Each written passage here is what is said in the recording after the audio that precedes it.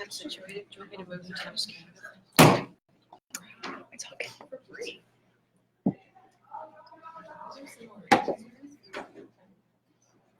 Is that why we do it? I don't know.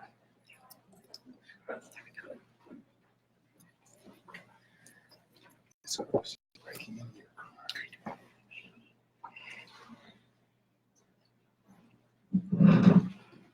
Okay, thank you for coming to this. It's my pleasure to introduce our two guest speakers on the topic of Safesport. It's also interesting that Tennis Canada has had a representative at our AGM, I think 4 of the last 5 years. So it's really great to have. We always invite them, and they've always bring an element of interest and highly topical subjects so that our membership can take advantage of having a Tennis Canada representative here. So first, not speaking first, but I'll introduce Ilan Yampolsky first. He's the Director of Safesport and Integrity at Tennis Canada. He has a long history in the safety and risk management in vulnerable sectors. I've listened to Ilan on 2 occasions now, and well, he'll be preaching to the converted to me, but he's an incredibly knowledgeable and incredible passionate about the issue of safe sport. So I'm thrilled to have Ilan. And then to start off today, we have Allison Forsyth. I also listened to Allison a few months ago at Tennis Canada. She's a former national skiing team member and now a safe sport advocate, as well as having her own marketing and branding company. She's going to speak about her past experiences in this area, her personal experiences, and how to create change for athlete safety. So a big welcome and thank you very much for coming. And Allison, I guess you're up first.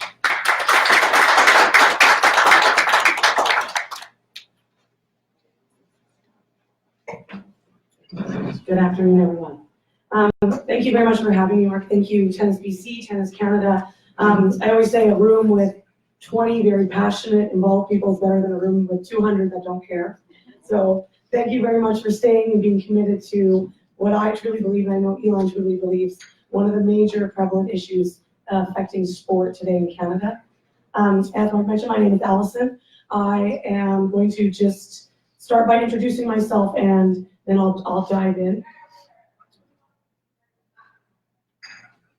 So why am I here? Well, I'm going to speak to you about my experience. I'm going to speak to you a bit about why, from the point of view of a victim. I was a victim of sexual abuse in sport in the 90s here in Canada by my coach.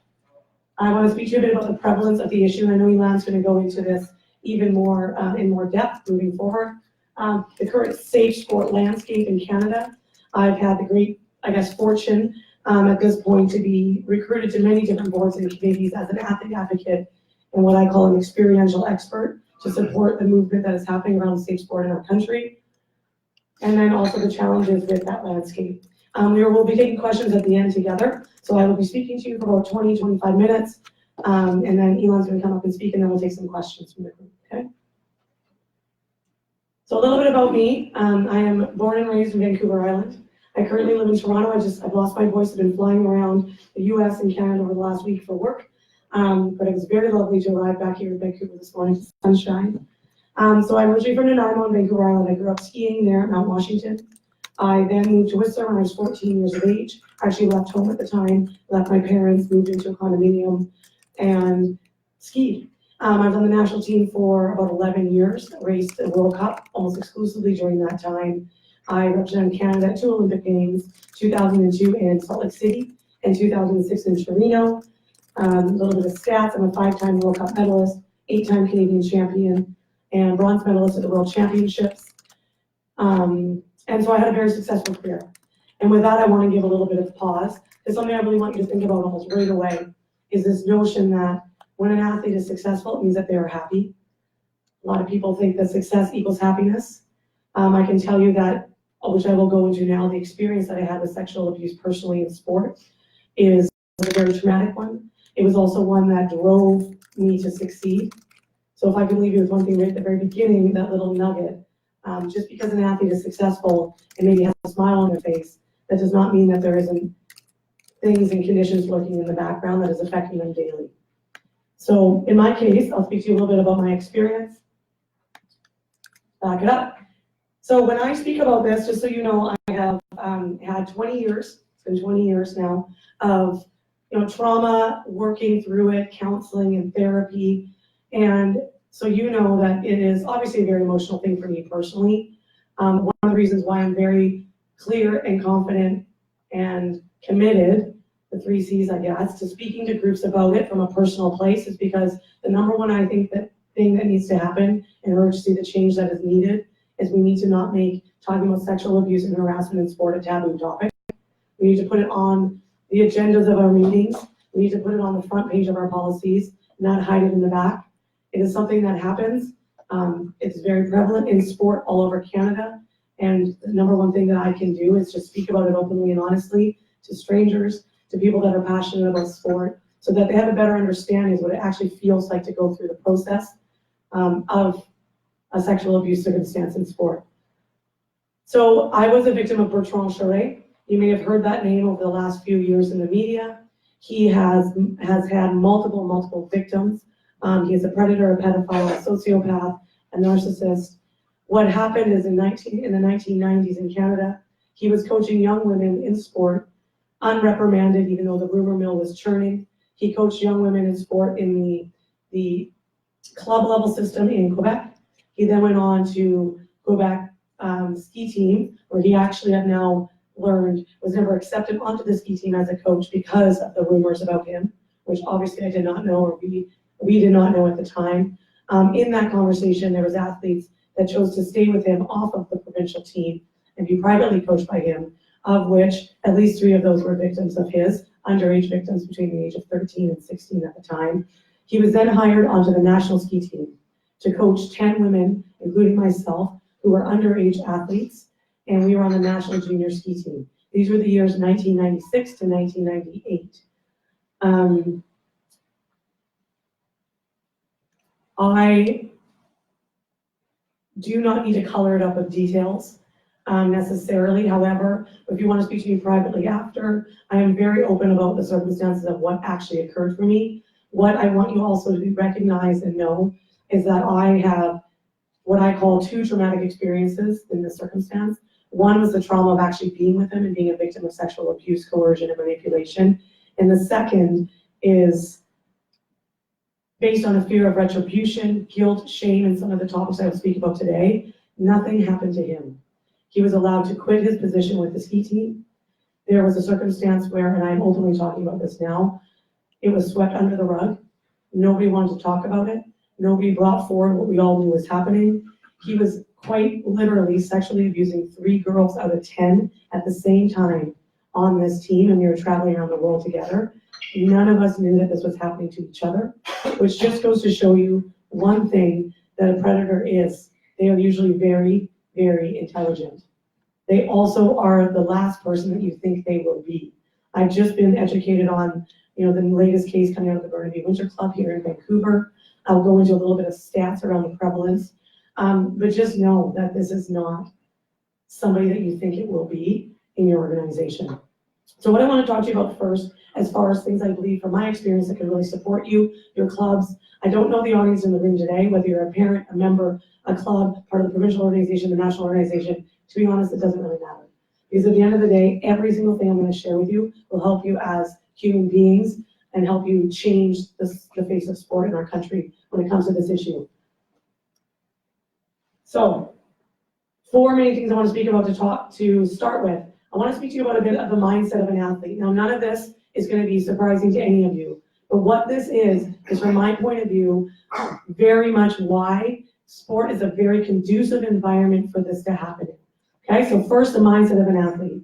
We are people that go into an environment with huge goals, with huge dreams, with huge, I know it's prevalent in tennis, in golf, a lot of individual sports. There's a pressure from your parents also to succeed. So the weight of the athlete goes into this environment and they're willing to maybe not say anything when they see something happening. They're willing to put it all on the line for those goals and dreams, You couple that with a vulnerability that attaches to that. It attaches to that because it was not only my profession, it was my life. That's who I was, and that's what I woke up every day to do, was to ski race for my country. There's a natural intimacy of relationships, seen more so in sports that we would say are decentralized. What we're learning is the more decentralized the sport and the more travel, which again will not be surprising, the more prevalent this issue is. Why? Because you have lack of parents around. You have athletes traveling, specifically with coaches and administrators, with people in powers, positions of power, and they're under their wing, they're being influenced by them. Oftentimes clubs, programs, organizations do not have the proper safeguards in place to protect the athletes when they're traveling, and they are much more in a vulnerable state. Now, it is normal, and I will not try to tell you otherwise, it is normal, and I had to go through years of understanding the normalcy and accepting the normalcy for an athlete to have a close relationship with their coach, specifically once you get up to the higher ranks of sport. That is not wrong. The word intimacy does not mean bad. The word intimacy means that you can be friends with your coach. You can know their coach. Your coach, you can be in contact with your coach. What struggles we have with it is when that intimacy turns into a grooming situation, which I know Ilan's going to talk about, and I will also speak about a bit from my own personal experience. But this is not to say that we have to have this huge distance between coach and athletes, but an athlete, a coach that, or an administrator or a person in a position of power that is coming in after an athlete for an unsafe purpose of abusing them will not introduce that athlete to their life. They will not create an environment that you know is professional, and that's just how you start to know what's going on. So we have an environment of normalization of sexual behavior and cultural abusive behavior in sport. It was very common in my sport for coaches to come up and hit athletes on the rear end and rub their legs. And a lot of this, I will say, there's a normalization in the sport of 20, 30 years ago, where luckily, coupled with the movement that I'm so very passionate about with Safe Sport, there's an evolution of sport, there's an evolution of life, there's an evolution of gender equality and diversity, and there's an evolution based on that, the Me Too movement. So there's environmental forces at play, but we are still seeing this day in and day out in sport. I have most recently been last week at the Athletes Can. I'm a proud board member of Athletes Can. For my position there is very much Safe Sport related. And we had 100 of Canada's top athletes come into a room together. The number one issue that came up immediately was Safe Sport. Athletes do not still feel safe in their sport. And so there's a movement happening, a mobilization where changes need to be made and quickly. And quite frankly, I will tell you, from an athlete point of view, we do not think they're happening quick enough. There's a male to female ratio distortion. Again, gender equity in sport is a big hot topic with the government and Sport Canada right now. However, there is still very much a gender equality issue. In my circumstance, while I was being sexually abused by my coach and I could not get away from him based on mental anguish and coercion, I didn't tell anyone until the one female staff member showed up. One. In a whole year that this was happening, there was not one female traveling with my team. And as soon as she showed up at the World Junior Championships, the biggest pinnacle of my athletic career to date, it all came out. And within 24 hours, all the other girls came forward in that room, and it all came out. So I just want to share that you need to make sure that there is gender diversity and equality, because women will far more likely, girls will far more likely feel comfortable speaking about these things to other women or girls. This is a challenging one for me. This is the one that I still work through. It goes along with the environment and the mindset of an athlete. If you are probably an athlete yourself to some level, you will respect, especially in a sport like tennis, a sport like skiing, you are an individual athlete traveling and competing under a national team umbrella. And that in itself creates a complex scenario of favoritism, jockeying for positions of power within a team, wanting to be somebody's favorite. That is normal. That took me a long time to accept in my own healing, because I felt very guilty for wanting him to favorite me being his favorite. Now, someone will abuse that if they are in the grooming process. They will abuse favoritism. Favoritism should not exist, period. It is natural for an athlete who is in a different stage of development and strength in their sport to have different services provided to them. That's not what favoritism is about. What I'm speaking about when I go into grooming is a very different thing. But the environment creates that. Travel and lack of parental involvement, which I already touched on. So, I will talk to you in a minute about the CBC case and how we all heard about the 222 cases coming out of Canada. This all leads into that. We are dealing with a situation where athletes are very easily manipulated. They are a right breeding ground for being prey to predators. Okay, that, in my point of view, is why this is a prevalent and challenging issue in sport today.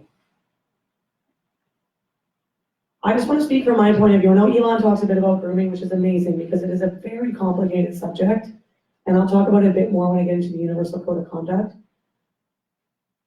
I will never forget when we went to trial in 2015, and we were called as witnesses to testify in the Crown's case against this man.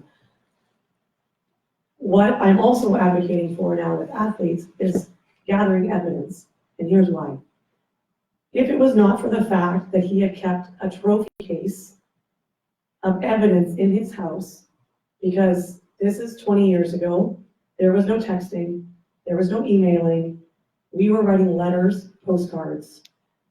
He kept that in his house, in his room.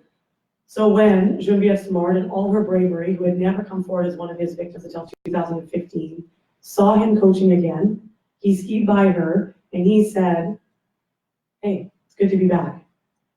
She obviously had an emotional breakdown and she went to the Coaching Federation of Canada, at which point she learned that he had never had his coaching license taken away, which we were told he had. So that was the first time that we had learned that he actually could have kept coaching that entire time. She then went to the club that was currently employing him, and she said, "You need to understand that this man systemically sexually abused girls 20 years ago," to which they responded, "There's no report. There's no charges laid against him." So she went to the RCMP, and I received a phone call within 30 minutes. They simply asked her, "Do you know of other victims that may be willing to talk to us?" And she gave them a list. And when they called me, within an hour, they wrote me back an email saying, "We think we just potentially are uncovering the worst case of systemic sexual abuse in sport history in Canada." Nobody had done anything until that happened. The next day, because they were incredible police officers, they went to his home and arrested him and had a search warrant, at which point, within 30 minutes, they found the box of evidence in his room. We were the first case to receive a conviction of that length. He received 12 years in prison. We all had to testify at his trial. He never once admitted guilt. He fired 9 lawyers. He appealed. He had his sentence reduced last month by 2 years based on clerical errors that he had uncovered that the judge had done. But guess what? He kept a shoebox, and that was his downfall. If he did not have that shoebox of evidence, we would not have had a criminal case against him. So what we're dealing with, and I feel very fortunate that that criminal case was able to happen because of the physical standard of proof evidence that we were being able to collect. 99% of the time, you do not receive a conviction.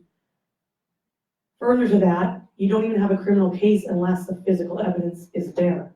So you can only imagine the amount of these predators and people that are floating around every level of sport in our country that have never been rightfully convicted and sanctioned for their behaviors because of the way our system currently works. It starts with favoritism. 6 months ago when I started this, actually a year ago when I started this work, I was invited to one conference, and this woman named Noli Klassen, who does child protection in Canada, wrote these 1, 2, 3, 4 things up on the screen. And I just lost it. And I'm at a point now where I don't lose it very often. Sometimes it happens. Nobody had told me this. If nothing else, we need to understand these 4 simple things. We have no training and education. We did not understand how grooming worked. I did not understand that when he started to favor me and started to say really bad things about the other athletes on my team who were other victims, because the more worse he would talk about another girl was the girl that he was with, because they don't only groom you, they groom the people around you, they groom the gatekeepers. So these people will be the best friend of the board, they will be the best friend of the president of the organization, they will be God to the organization and to the athletes. They will isolate you. So even within a group of 10, 3 of us were with him at the same time, stuck in a disgusting relationship, which I can't even call that anymore, and none of us knew, because he was so good at isolating us mentally and emotionally. Then comes the other most challenging thing is complicity. The number one thing that a person of power will do when they want to make a child or an athlete feel complicit is they will buy them alcohol. They will find a way that that athlete feels responsible for what's happened to them. So that's the number one way. As you can imagine, it's not that challenging to do. You go out as a coach or a person of authority, you buy a child or an athlete alcohol, that child then drinks underage, gets drunk, gets abused, and therefore feels responsible. It is very much similar to how if you interview women that were physically assaulted in an alleyway, they will blame themselves for what they were wearing. They will feel somewhat responsible. So you have that, tag onto that, what I spoke about before, which is the mindset of an athlete with their strong conviction to their goals, their dreams, wanting to be favorites of the coach, feeling like they need to jockey for positions of power within the other athletes based on their drive to succeed, and that's where complicity comes in. Finally, I will say, based on my experience with my national sporting organization, which was very traumatic and horrific, I felt very responsible. I lived with years of guilt, shame, fear of retribution. I had the list that I get a little embarrassed every time someone shows it, which is the consequences to someone when they go through sexual abuse, mental illness, abuse of drug and alcohol, lack of sleeping, body, I had anorexia, like the list goes on and on. And I can tell you a huge part of that was based on victim guilt in the 15 years that I was driven to succeed and became one of Canada's top ski racers ever, from fear, guilt, shame, proving everyone wrong, and from a place of truly true depression. That is also why athletes do not report. We have something in Canada that is desperately needed, and that is an independent body to govern safe sport in Canada.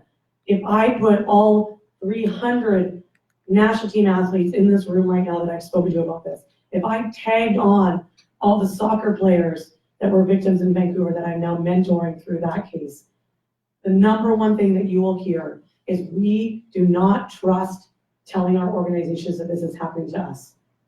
We do not want to fear for our safety. We do not want to fear for our career being over. We don't think that our organizations will do anything about it. It is not easy. I did it. I went to the organization and I said, you hired a predator. That is not easy to be a whistleblower. I dealt with years where the athletes on my team ostracized me because the organization didn't do anything about it, therefore I was wrong. We need that desperately. US has it, it's called Safesport USA. The only reason why they have it is because of the Larry Nassar case. It is also governed by the US Olympic Committee. So while it is presented as an independent organization, those you could argue otherwise because it is funded and set up by the US Olympic Committee. Why do we have to have trauma and tragedy before the system changes? There's funding pressure. I understand all of this. I'm not here to tell you that if you're a head of an organization right now, I am not here to tell you that you're not going to be the person that stands up and says, this is wrong, even if you hired that person. Because guess what? You probably hired that person based on no one else having the guts to say anything before you, okay? But you're not going to be in that seat 5 or 10 years from now. Your child might not be in that organization 5 or 10 years from now. This is not about personal. It's not personal. It is about a system change needed desperately in our country. So there's a cycle of maltreatment in sport. Athletes are trapped with no one to trust. And there's an us versus them attitude.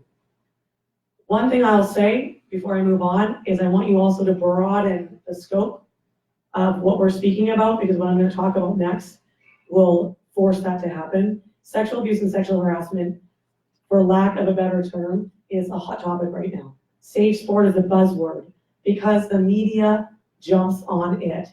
Unfortunately, because it has sexual, they jump on it. The other reason is because the proof from allegation to sanctioning, not saying criminal, just sanctioning, is easier when sexual relations are involved. Now, this is what we learned from the CDC investigation, February 2019. You would have seen it in the media. If you didn't, please look it up. In 20 years, 340 coaches were convicted of sexual offenses against athletes under 18 years of age. There were 600 reported victims, 222 convictions, and 34 ongoing cases spanning 36 different sports. Now think of that and add on what I just told you about how many never come to light. And then you might have a better understanding of the gravity of the issue. This article was written by Devin Harrow, who is now a very good friend of mine. We're running, apparently, he tweeted it out, so we're running the half marathon together in a couple of weeks. Okay, sure, lots of new speakers today. He is a wonderful, passionate man who's personally and professionally very invested in this issue. He went into this investigation trying to uncover the Larry Nassar, and he said he uncovered 60 of them at a lesser degree of victims, but like 60 to 70 of these guys in Canada, okay? So the gravity of the issue is huge. Safesport USA, I was just at a conference last week with Bree Schaaf, who is the director of US Olympic Committee Athlete Commission. So she represents the athletes with the US Olympic Committee. She's on the Safesport group. She said Safesport USA is so overran with just sexual relation and sexual abuse and harassment allegations, they cannot even handle anything else. And why? Yes, it's a problem, but here else is a problem. So we ran a baseline prevalence study, Athletes Can, which is the leading organization in Canada, just so you understand. We're a group of athletes that are up to supporting other athletes. So we lead an truly independent body of athletes fighting and advocating for athlete rights in the sports system. We paired up with Gretchen Kerr, who's the Vice Dean of Graduate Studies at the University of Toronto. She got together 2 PhD students who also were Olympians, incredible, and together we created a baseline prevalence study. You can look it up on the Athletes Can website for the full details. I'll give you the Coles Notes version. What we did is we sent that out to over 1,000 active and retired national team members. We had a response rate of over 75%, which is unheard of. It was an incredibly successful study. A group of us spent 6 weeks poring over every single question as athletes. Does that make sense? What would come up for people if we said that? Does it make sense for that sport? You can only imagine how many sports we have. And over 90% reported experience some level of maltreatment in sport, which is physical harassment and abuse, sexual harassment and abuse, emotional abuse and harassment, neglect, bullying, all of that equals maltreatment. Emotional abuse was more prevalent than sexual abuse. Retired athletes reported more maltreatment. I could pause and ask you why you think that is, but I actually think the question is pretty obvious. There's 2 reasons. One is because athletes in the microcosm of what they're doing may not understand, based on the cultural norm in their sport, that what is happening to them is actually abusive, verbal abusive, emotional abuse. They may just not understand that because it's all they've ever known. We are dealing with huge issues right now in sports like wrestling, where they've had a huge case of huge reports. Still changes aren't being made. There's still massive amounts of emotional abuse happening in that sport. And also, retired athletes don't fear retribution anymore. They're willing to come forward and say, this happened to me, because their goals and dreams are done. Females reported far more than males. Here are the top things we learned. Again, the study is very easy to find. The psychological harm, the number 1, 2, 3, 4, 5 things we learned as the most prevalent was athletes are being shouted at in an angry or critical manner. There's gossiping and told lies about, put down or humiliated, intentionally ignored, criticized as a person, neglect, unequal treatment, forced to train while injured or exhausted, encouraged to sacrifice education. sexual harm, sexual jokes, remarks, intrusive sexual glances, sexually explicit communication, sexually inappropriate touching, physical harm, punished with excessive exercise. Very common. So what I want you to understand about the sexual is what I was a victim of as a predator. Predators are very rare, and we're still dealing with 222 ongoing cases in Canada right now. This is truly the gravity of the issue. So, with all of that said, there is change happening. It is slow. We have a lot of challenges, but what I do and what I'm very proud to do, whether it's Ilan, who's incredible, by the way, I've been introduced on this a lot, really nice thing. So, tennis, you guys, like, the fact that I've spoken to Tennis Canada, the fact that Tennis BC is having me here, sports are like yours are actually willing to make the changes because we have jurisdictional issues. I'll start with the challenges and I'll move on. We have systemic and systematic alignment within sport issues. The amount that I know about between how lawn bowling is structured to tennis to bobsled blows my mind. None of this I knew a year ago. Our sports system is damaged when it comes to how our sports are structured. There is no systemic up-down hierarchy, not for a good or bad reason, but it does not exist in most sports where the National Sporting Organization can say, okay, wrestling, every single club now has to follow these policies and procedures. And I know Ilan's going to speak a bit more about the challenges that was needed in your sport to help make these changes happen. Jurisdiction, I work closely with the sport minister, federal sport minister, Kirsty Duncan, hopefully she gets reelected, and she's a very strong advocate for safe sport in Canada. And we all know that when a federal politician says something is going to happen, that does not mean the provinces need to get on board. So we've been doing a lot of work with federal and provincial and provincial territorial summits, where we have been going around the country. I've been speaking at every single one. The Coaching Association of Canada has facilitated every single one to get the provinces on board to make the changes needed. We have developed a universal code of conduct. Okay, this document, if you haven't seen it, started out as 95 pages, and I'm brought in as an experiential expert, right? And I'm on all the committees and all the calls, and I'm very challenged to understand the acronyms and the legalese. And so what I've recognized in my own leadership is that's actually not what I'm needed for. There's usually about 8 lawyers on the call. And so when we're going through this 80-page document, and I'm sitting there, my kids are screaming in the background, I've got it on mute, and then I jump on and I said, Allison, what do you think? We need to hear from you. And there's just these fanciest people on the phone. You know what I said? No one's going to read it. It's 80 pages. And they went, oh. And I was like, that's who I can be, okay? Universal Code of Conduct. It's now 16 pages. It is happening. We're pushing it forward. Athletes have some very strong feedback on what needs to change in it. Ultimately, is being developed at a national level to start. It will filter down. It is a document that every volunteer will need to sign that actually sets forth the way that they need to behave in a professional, safe atmosphere with athletes in Canada. It will also provide sanctioning. It provides definitions of abuse and maltreatment, and all the different various forms of misconduct. It is not for the faint of heart. We recognize developing this code that there will be people that are taken aback by having to sign something like this, but it's absolutely needed as not only a safeguard. I can't control what happens in our schools. That's not my business. But there's 2 things that are going to happen with this code. One is we're going to start to close our door to the predators, to the bad people. 2 is when it happens, because it will still happen, we are not going to be able to fix everything. There will be the appropriate sanctions in place, including a public registry. So you will be able to look up if you are hiring someone, if they have been sanctioned under the Universal Code of Conduct for Safe Sport in Canada. That is a huge win for Safe Sport.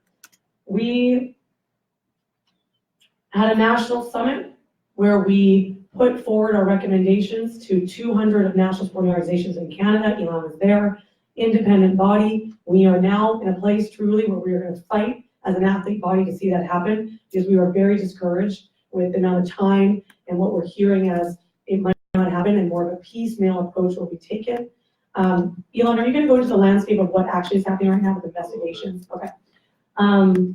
And mandatory training and education and reporting. So Minister Duncan has said that every organization in Canada needs to put in place training and education in order to receive their funding or not have their funding taken back. What I respect and understand is that she, in my personal opinion now, she made these announcements which were powerful, they were vocal, they were media-based, and she did not, nor have we yet set up the organization for success in order to facilitate these programs. So now the Coaching Association of Canada has received funding from the government to support the funding of the training education in the organizations. But what I'll leave you with in this conversation is a few things. One, there's an independent investigation unit that organizations can choose to use now. What that means is that if a complaint comes into your organization, you can then turn to the Sport Dispute Resolution Center of Canada. I'm on their athlete advisory committee. You will hire an independent investigator. Before this, organizations were investing these cases themselves. As you can imagine, the huge conflict of interest that was at play there. You have a universal conduct coming into place, investigations that will be happening that are more independent, training and education. There is pieces of the pie, but we need to tie that up in a bow and have it organized under one structure to make it a very, very safe, conducive place for athletes to feel safe to report. Oh, go backwards, turn it upside down. So I won't take questions now. I will wait for Ilan to share his true expertise on this topic. And before I go and sit down and I'll come back up, I just want to thank you. Thank you for listening to me. I'm happy to answer any and all questions you have of the knowledge that I have around this issue. I'm extremely passionate about it. I don't know if you're a parent or not a parent, but what I can challenge you with as an individual human in sport right now is to be forcing this issue with wherever you are in the current state. You do not need to wait for something to happen. You need to be asking, if you're registering your child in sport, you need to be asking that organization what are their policies around sexual harassment and abuse in sport.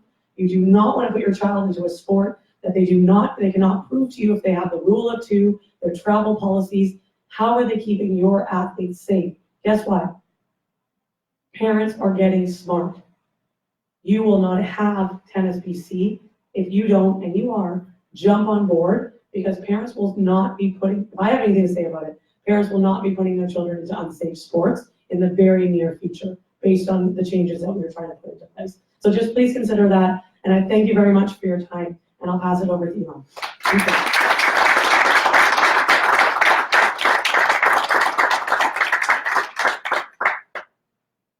Thanks, Allison, and thank you, Mark and the board and everybody for inviting me. Very powerful presentation. I'm also losing my voice. I wasn't traveling with Allison, but for some reason everybody in Safesport is losing their voice. Maybe we're talking too much. I started my career in child youth safety about over a decade ago with Scouts Canada. I don't know if you heard about the Fifth State report. It came out. There's lots of abuse was swept under the rug, and at that time they started a safe scouting department. I wasn't really familiar with the sport environment, but when I started looking about it, I started very recently. Scouts Canada has about 60,000 kids going through the yearly program. Big Brother Big Sister has about 80,000 kids. YMCA has about 100,000 kids going through a program. If you look at Tennis Canada, they have 150,000 kids. We have 150,000 kids going through yearly programs. Skate Canada has about 180,000 kids going through programs. The last number is not exact, but there's about 2 million kids on a yearly basis going through a sports system. When I left Scouts Canada, with 60,000 kids, there was 5 full-time individuals dedicated just for safe scouting. When I started with Skate Canada, there was nobody. We actually were the first one to set up a Safesport department 5 years ago in the country. This is just to give you an idea of how much of a scope of problem, how many kids going through our system, and how much responsibility we have to protect those kids. Allison mentioned Larry Nassar. Have you heard about the Larry Nassar case in gymnastics? Not talking about the 400, if not more, victims of abuse, which have an obvious impact on. Can you guys hear me well? Yeah.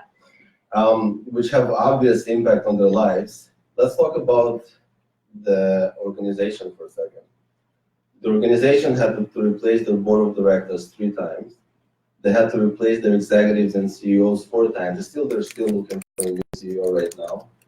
They were sued for $300 million in loss. They paid out $300 million and they filed for bankruptcy. They were decertified or in the middle of the process of being decertified as an Olympic sport. So imagine that what can happen to the organization. Imagine what can happen to your club if something like this happens. Right now, I don't know if you follow the news, there's lots of, the Congress is being involved, there's lots of conversation about the role of the Olympic Committee and other organizations, so there's a huge, huge ripple effect, and it's one individual who caused everything to fall down. I know this is a very quick slide about liability. There's lots of questions from clubs, and I know we had the PTA last year, there was lots of questions from provinces. What is the liability for the club? You know, years ago, maybe 10, 20 years ago, the perpetrator, he's the one who's liable, right? He did the act, he committed the abuse. Why would the board of directors, why would the other coaches, why would Tennis BC, why would Tennis Canada be liable for this? So that's absolutely not the case right now. But somewhere on the slide, I didn't write it, it's an actual legal opinion that was received from Gowlings, which is a big company in Canada. They define it that it's an organization that's sufficiently close, or a body that's sufficiently close to the individual. And 9 times out of 10, you know, the co-workers, peers, board of directors, administrators, provincial, national, will be liable for an abuse that happens, especially if we don't implement tools to prevent the abuse from happening. Okay? There's also a question around liability. Well, what's better? Is it better to implement something and not being able to monitor or not to implement at all? And the answer is very, very clear. I know we don't have many resources, but it's much, much better from a risk management point of view to implement policies, procedures, trainings, without, at least at this point, being able to monitor it, than to not implement anything at all. Yeah. Just by show of hands, how many club administrators are here? 1. Board members on clubs? Yeah. Coaches? Okay, cool. I'll just show you a very quick video. Some of it is repetitive. Allison and Entire Volleyball and some others were involved in developing this. I think it's very clearly shows the impact it has on the club, not just on the athlete, but also the other individuals around as well, parents, administrators, coaches, and it kind of repeats some of the things about the safe sport environment. There's some reference to Ontario Volleyball specific policies, so you can ignore this, but Tennis Canada we'll talk about a little bit further. We'll have something like this and has something like this as well.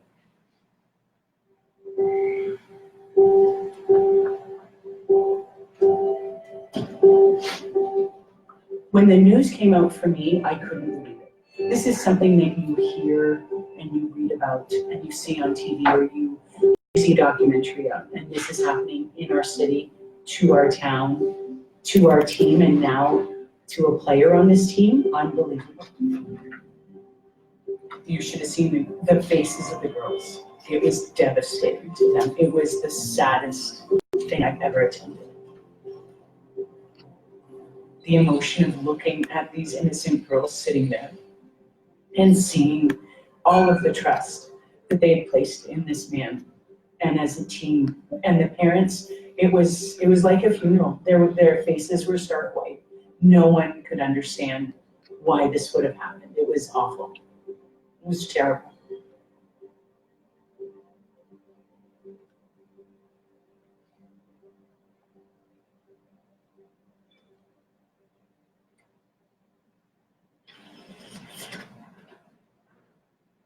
I'm Greg Gilhooly. I grew up in Winnipeg, Manitoba, and I live just inside of Toronto. Well, it's interesting. As easy as sports came to me, school was even easier.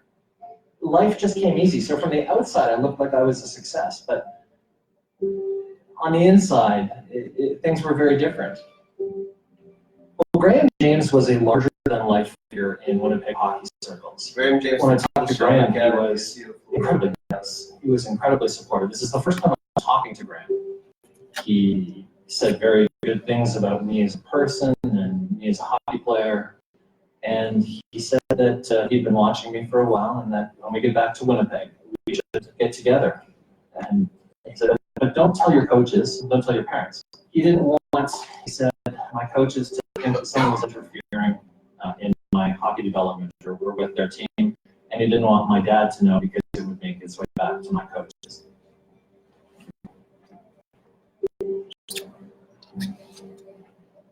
After one of our sessions, I was clearly tired, and Graham said to me, he said, look, you know, when you think about a hockey player, you have to have incredibly strong feet because the feet effectively coordinate everything, the brain, the core, the leg muscles to the blades. Can I take a look at your feet?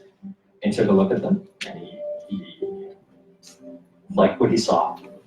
And so the barrier was broken, and foot massages after our workouts to massage the feet because they were so integral to how the body moves.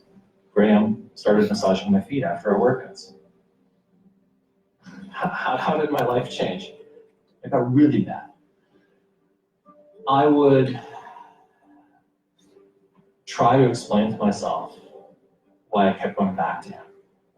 And I would negotiate with myself, and I would debate against myself, and I would tell myself time and time again, someone who thought so much of me, who wanted so much for me, must clearly just not understand what's going on and how he's hurting me, that I'm not really wanting to do what he's wanting to do. I felt trapped mentally, emotionally. I had no way out. I certainly needed to run to somebody at that time. I certainly needed to tell somebody at that time. Problem is, the way that the grooming had worked, I didn't know it was grooming at the time, and I certainly wasn't labeling it as grooming. All I knew, I needed to tell somebody, but by that time, the only person I could tell was Graham.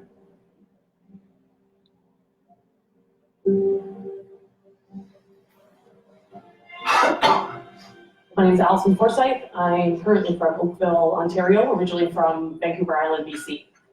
My sport is alpine skiing, ski racing. Those of us that do it call it ski racing usually. So I've obviously thought about this a lot. When I first met him, he was not my coach. He was the coach of the Quebec ski team at the time. He was, as a person, how he showed up was extremely charismatic and confident. He knew what he was doing. He knew how to manipulate, talk the talk, make himself so powerful. I suddenly became the girl that he started to groom, pay more attention to, start to tell me things about my body, what he liked, what he think I needed to look like to ski faster.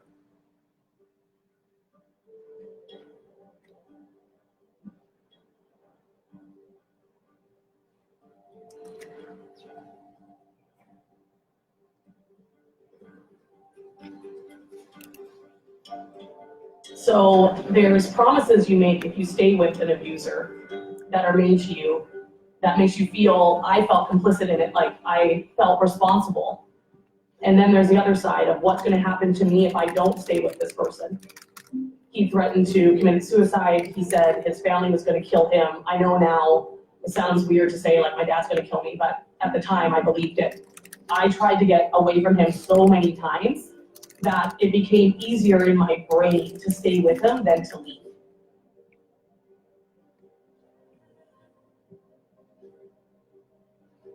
My name is Stacey Ditchfield, and I am the parent of a player whose teammate was sexually abused by a coach. Moving into her going to the first tryout, it was all positive. I had never heard anything negative.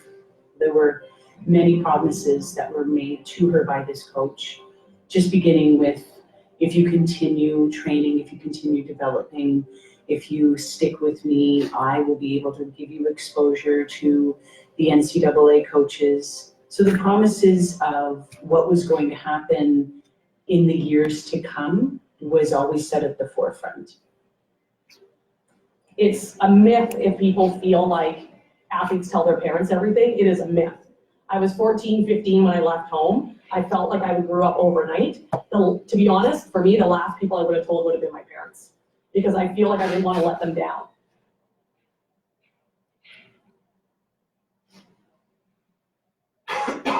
People that work for organizations, people in power, people in authority, it's quite simple. Don't take the job unless you're willing to take this on as part of it.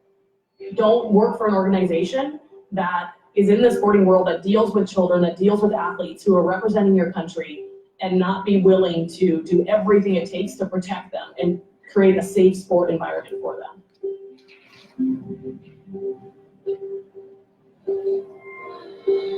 Absolutely, organizations have an obligation to create and foster an awareness that these things can happen, and they have an affirmative obligation, or should have an affirmative obligation, to implement rules to ensure as best as possible that it won't happen. My case is interesting in that Graham never coached me directly. I never lived with Graham. Graham was simply a mentor. He used his position within a sports organization to foster his ability to groom me. If you're an adult out there and you see something odd happening, again, don't be afraid to intervene. Truly do not be afraid to intervene.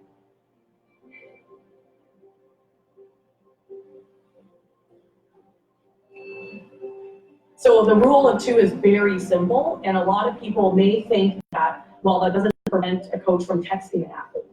But I can tell you, if you're not ever alone with that athlete in a conducive environment for something to happen, nothing will happen. So you need to keep a professionalism between the athlete and the coach. That's number one. And it's protecting the coach too.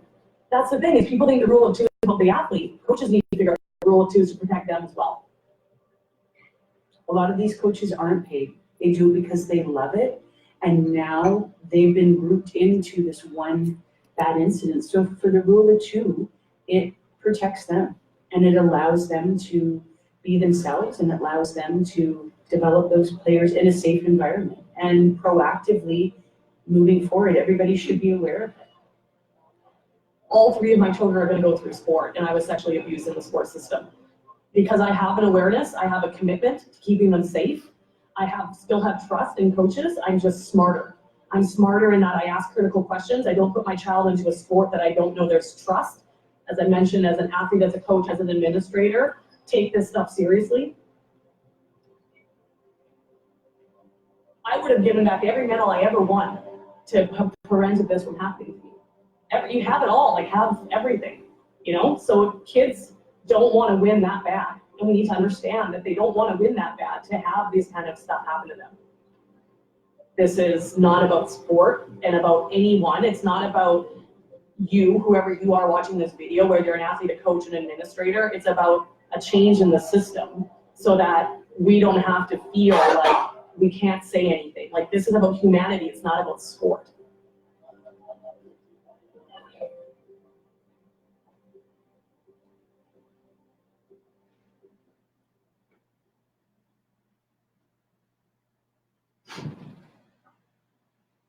One of the things that always stays with me, that Allison said in this clip, is that she will give away everything. She will give away all the medals.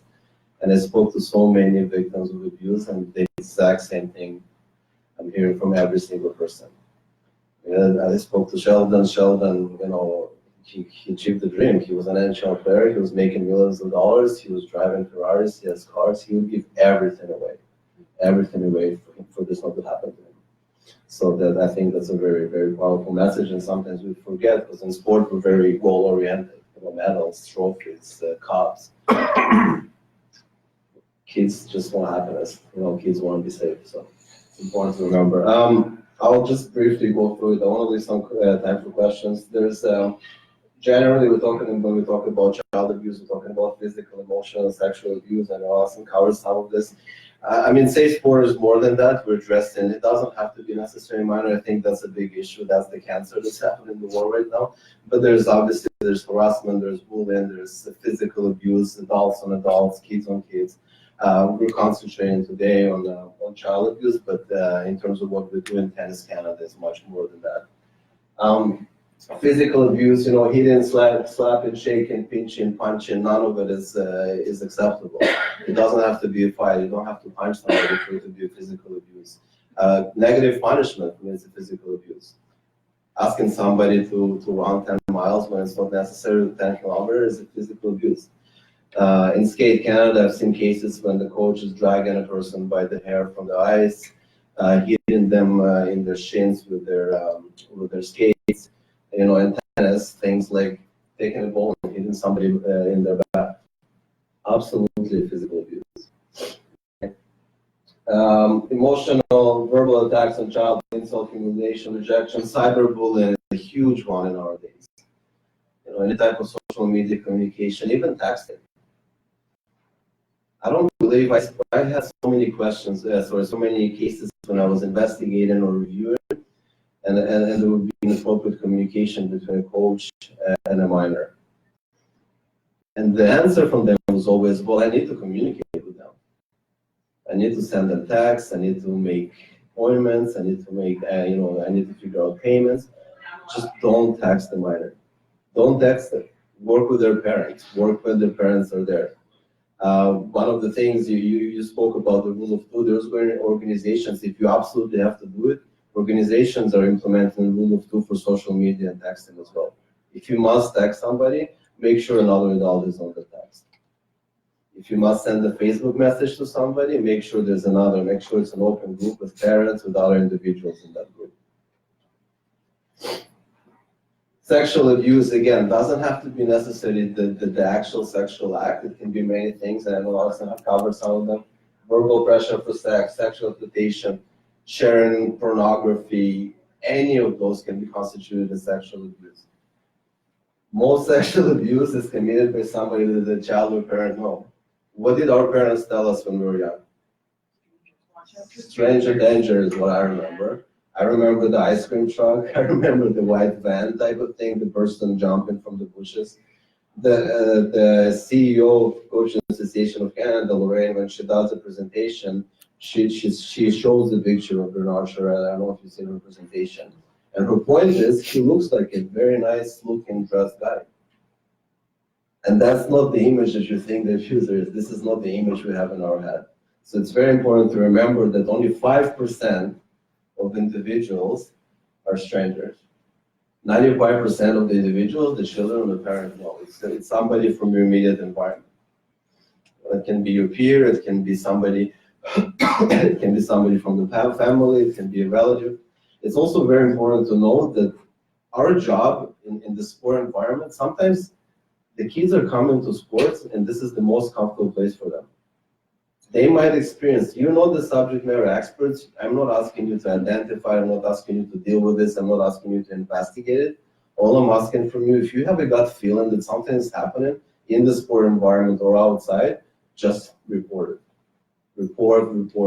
If there's anything you take out of the session, out of my session, is just report. You don't have to know how to deal with this. Some of the abuse prevention, I mean, there's nothing universal we can do that will prevent abuse in the world at this point. But there are tools that, different groups, athlete camp, coaching association, international groups developed, and some things that work. Police record check, and I want to stop there for a second. When I started with Tennis Canada, I started working with some provinces, and I started having a conversation of what's happening. Safesport was introduced just over a year ago in Tennis Canada. One of the first things that was required to do in the last years for every coach who's TPA certified to complete a police record check. When I started speaking to the provinces, some of them were telling me, well, why? You don't have to worry about us. We're safe. We've been doing police record checks for 4 years already. We've been doing police record checks longer than Tennis Canada is doing police record checks. And it's a little bit of a scary environment. It's a little bit of a false security because it's not that I'm against police record check, but all of us know that the police record checks are good for the second you step out of this police station. I would say probably over 90, I don't know the exact statistics, but probably close to 100% of abuse was committed by somebody with a clear record check. I mean, Larry Nassar was a doctor. I think it's still an important tool, but it has to be combined with others. And that's what we're trying to do in the years to come and this year, actually, in Tennis Canada and Tennis in Canada. Police record check, training, Respect and Sport. It's a group that was founded by Sheldon Kennedy and his partner, Ray McNeil. They provide in my opinion, one of the best, if not the best training when it comes to abuse prevention and many other safe sport issues in the country. They provided the training for activity leaders, they provide training for parents and other stakeholders. So Tennis Canada had this training available for cost. I think it's about $35 or $30 per training. What we did, we had a licensing agreement with them, and right now this training is available for every coach, for every administrator and club board member in the country, free of charge. Okay, so you can find it through the skate. I'm still skate. You can find it through Tennis Canada website. You can find it through the TPA website. I strongly encourage you to take this training. It's about 2 to 3 hours, but you can take it as you go. You can do 10 minutes, come back in about half an hour, and about 2 days do another half an hour. And for me, it took about 2.5 hours to complete. It will become mandatory for all coaches, and will eventually become mandatory to anybody in a position of authority. Code of conduct, again, Allison addressed it. I think it's in the final stages of release right now. There was review going on. There was a review by stakeholders. So there was lots of communication, lots of consultation. It's going to be released in the next month, and the conversation is going to be, okay, how do we implement it not only on the national level, how do we implement it across the country, on a provincial and a grassroots of the organization. One of the things that I think the idea is that there is consistency. If I'm a parent and I have 3 kids, one of them is going to alpine, one of them is ski, and the other one is going to tennis, the third one is hockey. As a parent, I want to feel that the same safety standard is applied across the board. Okay, so I think that's the move by the government to make sure there's the same safety standards in every single organization. Reporting, again, Allison mentioned the Safesport Canada, which is, we're not there yet. But one of the things that the minister did mandate is the independent third-party officers for every national sport organization. You'll see the number coming up on our website in a couple of weeks or so. But every national organization, I think by March, has to implement this, and that means that every single complaint, even if it comes to the national organization, will have to go to the independent third party. Okay. So I'm the director for Safesport and Tennis Canada, but I'm the independent third party right now for Alpine, for rowing, for Sail Canada, and for Artistic Swim in Canada. I cannot be the independent third party for Tennis Canada. Okay, so it has to be a separate individual, and that individual will have the ability to hire third-party investigators. They will make the recommendation, and they will also report to the government about statistics in terms of complaints and their resolution.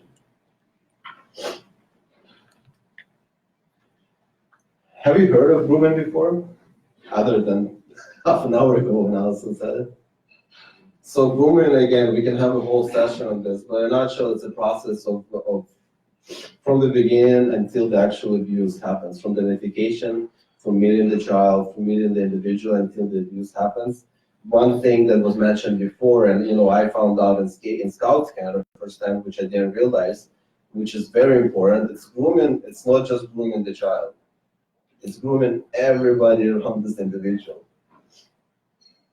I used to do town hall meetings in Scouts Canada to explain why the person was suspended. I had criminal proof that the person committed abuse. I was yelled at by individuals. How can you do this to this person? How can you suspend this? This is an Eagle Scout. He's running, he's a very involved member of the community. He's donating to cancer runs. He's sitting on all the boards. How can you say that this person abused? And I have facts in front of me, and nobody believed me. I'm not saying that if you're an involved member of a community, you're a child abuser, but this is how deep the psychological grooming is going. That grown-up, intelligent individuals simply don't believe what's written on the paper.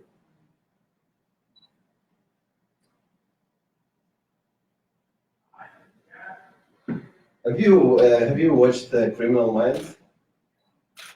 There is a show, Criminal Minds, and there's a new one on Netflix. I forget, about the same type of idea. It's a behavior analysis unit. So there's actual organizations in the States and in Canada, and their job to analyze the mind of criminals in order to identify some kind of behavior and try to prevent it before the actual abuse happens. So I had a chance to meet with the head of that unit in FBI in the States, and he shared the next slide with me. He interviewed lots and lots of child abusers, and this specific one, I think it was it was a priest in a church, and he abused over 300 children. So this is an actual question and answer from that interview. I'll just let you read it yourself.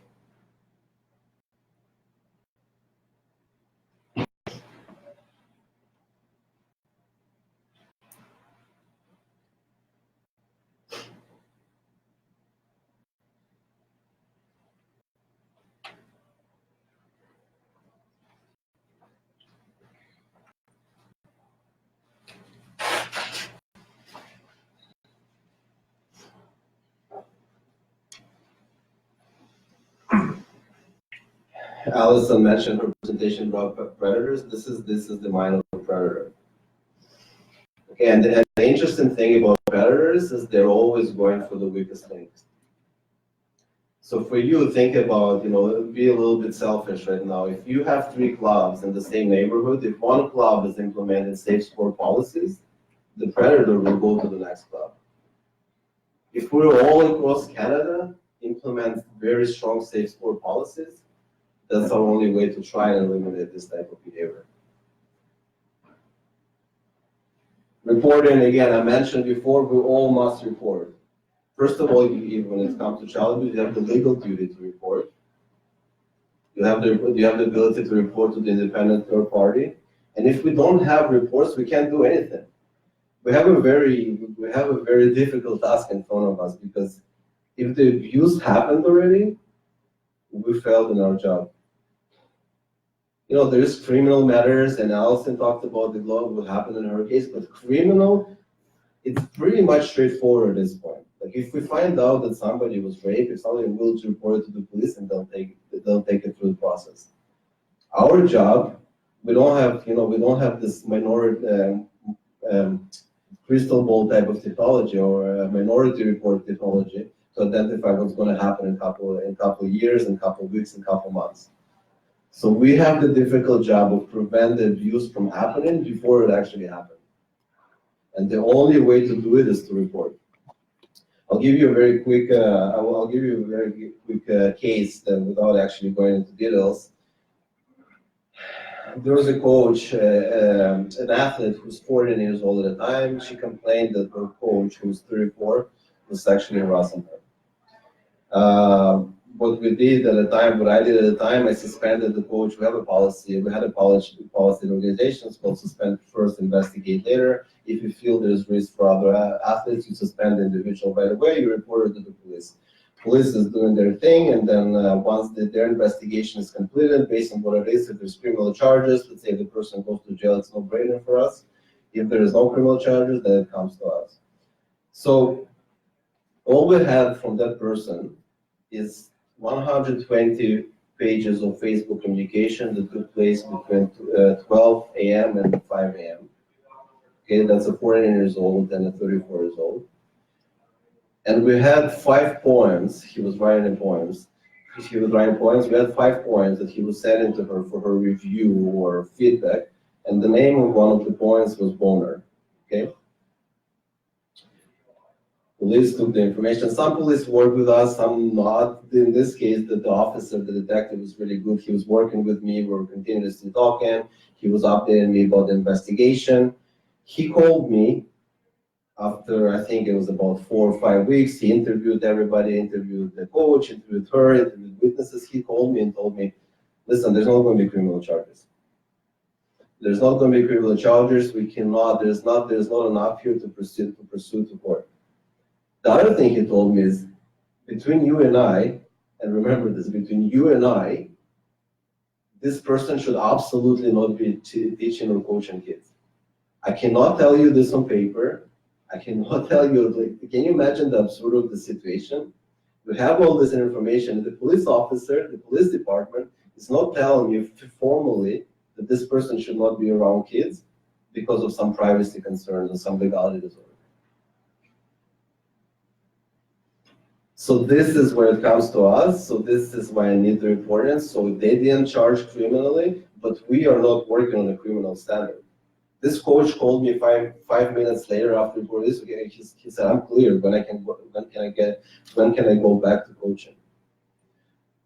Not so fast, because again, we are not working on a criminal standard.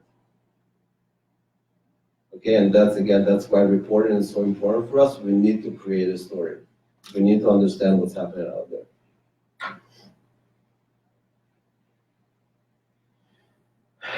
Steal this slide. I think it's very important to talk about that.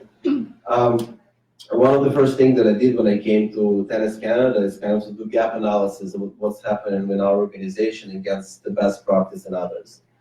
And national organizations are very similar in their governance. You know, there's different processes, but in terms of governance, we know there's a national NSO, there's a provincial organization, there's clubs. Usually clubs belong some kind of relationship between the clubs and the province, and then there's some kind of MOU or understanding between the province and the national organization.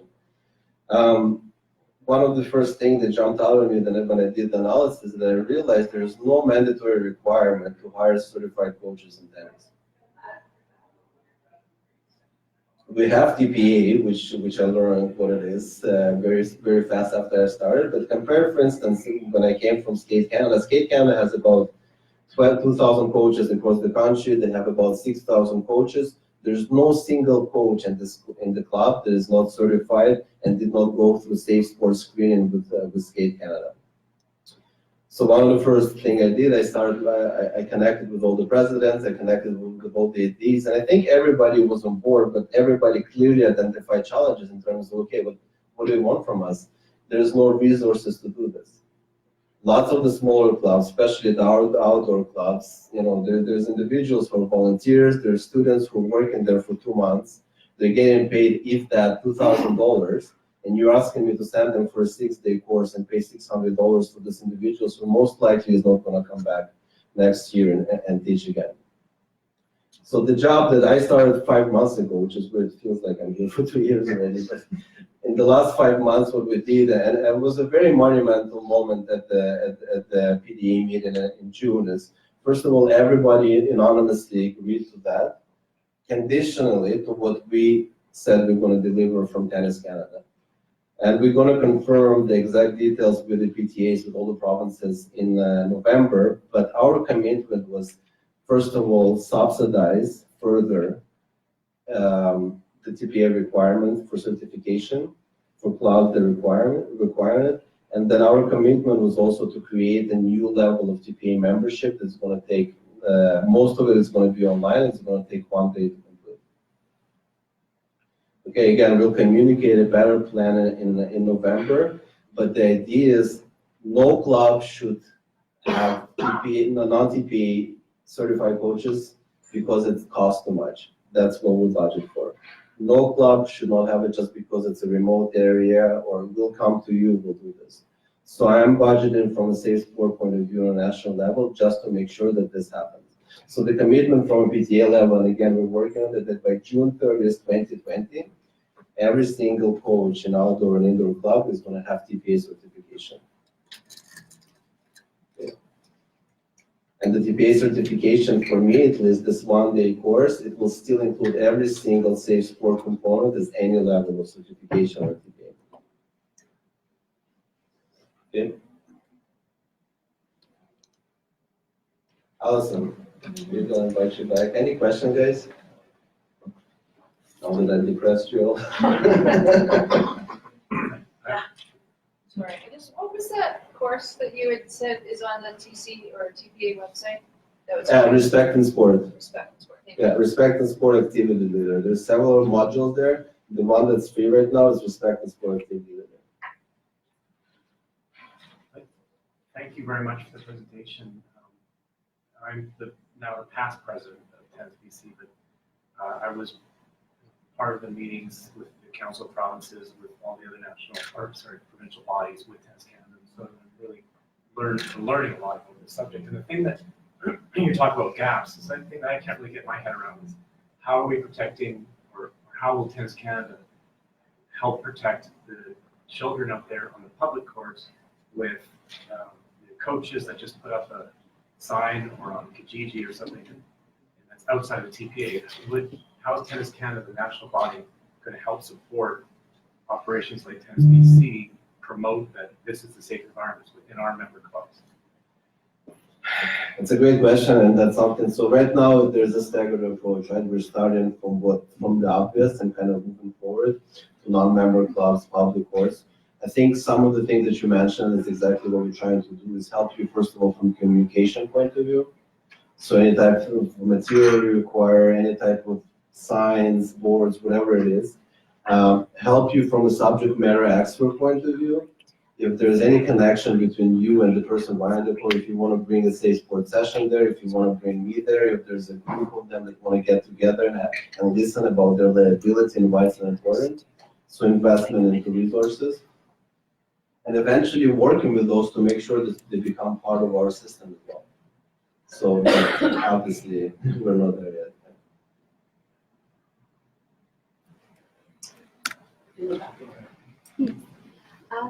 What kind of support or training or FaceTime on this topic is there for the kids? So maybe, I think I've heard several times the victims say, oh, I didn't know I was being groomed, I didn't know this concept. So what is happening in terms of that? So from what I know and understand is we're in like the infancy of the training and education, which I don't think is right. Truthfully, that would have been my choice, but if it's being developed by the Coaching Association of Canada, it's my understanding, what I always advocate for is there needs to be different modules for participants, as in like children, because we didn't have any of that, right? So they're going to be developing those different modules. Like Respect Group has different modules for participants, parents. They even have some, they have one Lacing Up, I think it's for kids, but it's targeted very much towards Hockey Canada. But I think it's a very important group, but there's nothing right now. There's a huge need for it. Yeah, kids, parents, and kids in different ages as well. I remember when I developed something like this when I was in Scouts Canada, and there was a question like, hey, how can you talk to a child who's 7 years old to 5 years old about child abuse? And the answer is you can. If you can teach him how to make fire or them how to make fire, you can talk to them about it. You have to develop different communication techniques, but it's definitely very important. And not only them, parents as well. When I dealt with cases of child abuse in Scouts and other organizations, one of the first things that I hear is nobody knew what to do. The kids themselves didn't know it's not normal. Parents didn't know it's not what to do, who to go to, where to train. So I think those two groups are very important. We're concentrating on coaches, and I think it's a very obvious for the choice, but I think there's so many others that are important as well. Yeah, just wanted to say, as a coach and I've been a director at clubs, thanks for doing this. This is awesome, and all of the you've made me kind of reflect on all of the incidents that's happened over my career. That has made me realize all the things you talk about. If I'd been a different kind of person, all of the possibilities to take advantage of the situation, and the need to feel like you say, with having two people around, knowing that you're protecting yourself too, because as we know as coaches, it's emotional, it's passionate, there's lots going on, but having these standards for new coaches coming in, for experienced coaches, for coaches who are maybe used to an old way of coaching too. Thank you for doing this. How do you suggest the member clubs, ours, go about this? I mean, board of directors, members, kids, coaches. I mean, it's okay if the coaches get on this, but it's a much bigger problem. How can we get this out and started? How do we pay for it? What's the best way to go about this? I mean, Allison can give you experience from other sports maybe, but it's whatever we can do. That's what I said. I don't want to do nothing just because we don't have the resource to do it. So like I said before about Tennis Canada, and actually it's interesting, I think it was on the first slide. The first slide used to say Safesport Tennis Canada. I added in like this little word that really reflects the philosophy that I have is Tennis in Canada, not Tennis Canada, because 80 to 90% of what I'm going to concentrate is the grassroots of the organization. I'm going to budget for it, I'm going to work with provinces, I'm going to work with clubs, and that's how you promote it. If you need any help from a resource point of view, I can be there to help. I can get on a phone call, I can be there in person, I can dedicate resources for communication. You will have to get the word out there. And I think it's also going to continue with training. Like you said, we're trying to start with coaches, but we're also going to work on Hockey Canada right now. You cannot be a hockey parent without taking a respect and sport for parent module.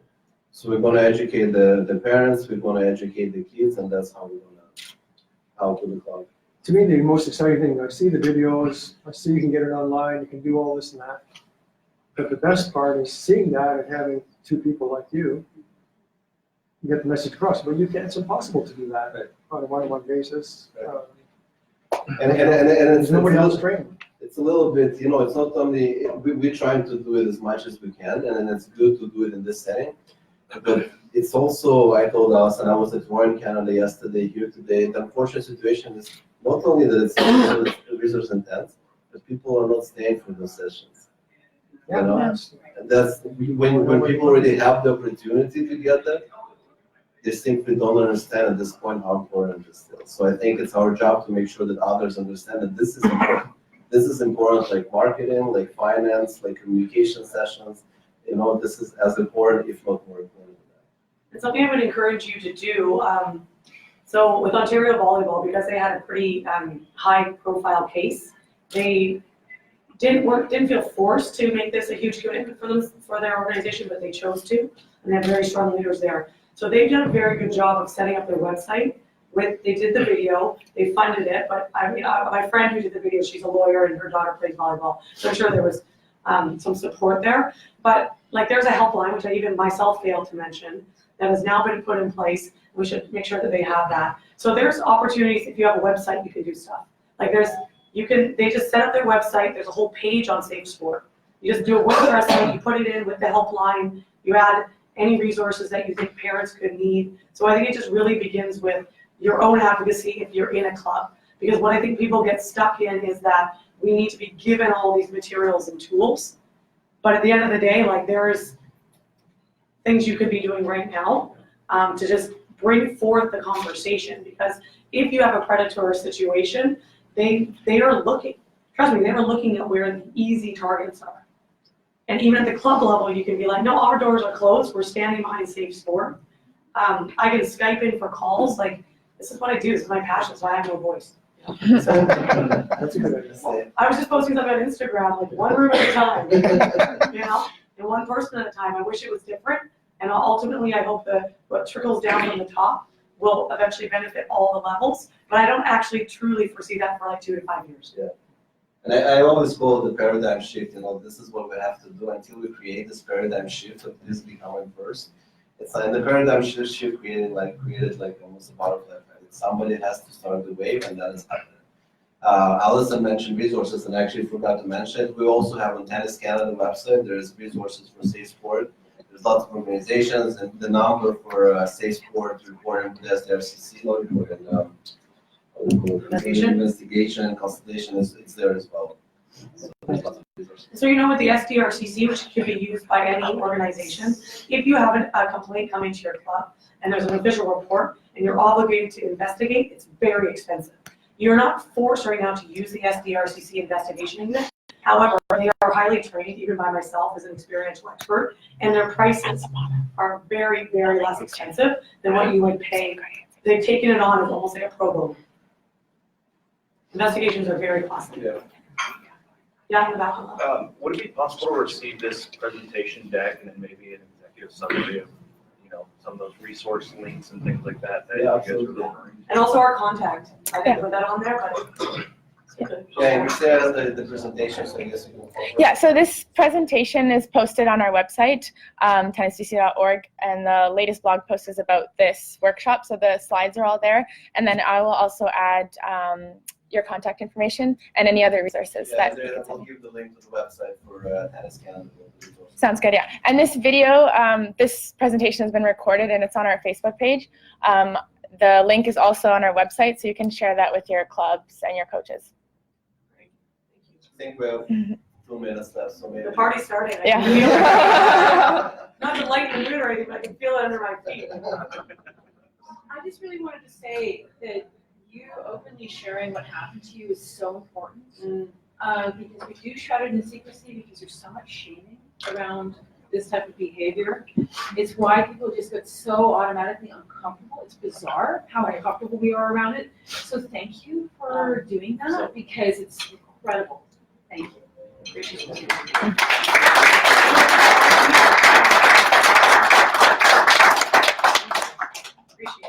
Thank you for having us. Thank you. Enjoy the party. Thanks. Thank you. So let's just say thank you very much to both of them again for. I'll just recap this.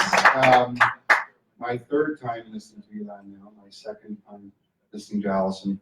I concur with what George said. It's why we wanted them here. When you hear it, you suddenly, it becomes real, it becomes actionable, it becomes, okay, we got to do something. So I think, our commitment at Tennis BC is we're following the lead. We're doing what Tennis Canada instructs us to do. We're learning along the way. We've recorded this so that, only a handful of our clubs are here. We hope more will come. Hopefully you talk to your friends and other clubs there and tell them the value of this. And then we intend to do more of these workshops, not necessarily just on this topic, but other ones. But we'll try to get the resources online so that people can watch this. And Ilan has been incredibly supportive since the moment I talked to him about being here. Whatever I have to do on my budget, I'll just make it work. I'll make it work. If there's one person there, Allison said the same thing. They just know the impact that these things can have for people when they hear them. So we're committed to it. Tennis Canada is committed to it. We hope you will be committed to it. Hopefully our parents are committed to it, and and educating all of our club pros. So it's coming. It's a support for you. There's also going to be some requirements of you, but we're comfortable that those requirements are for our clubs and players' best interests. So thank you so much for coming in. I appreciate it. That's it. The party starts. Thank you very much. Red eye home. Yeah. Well, we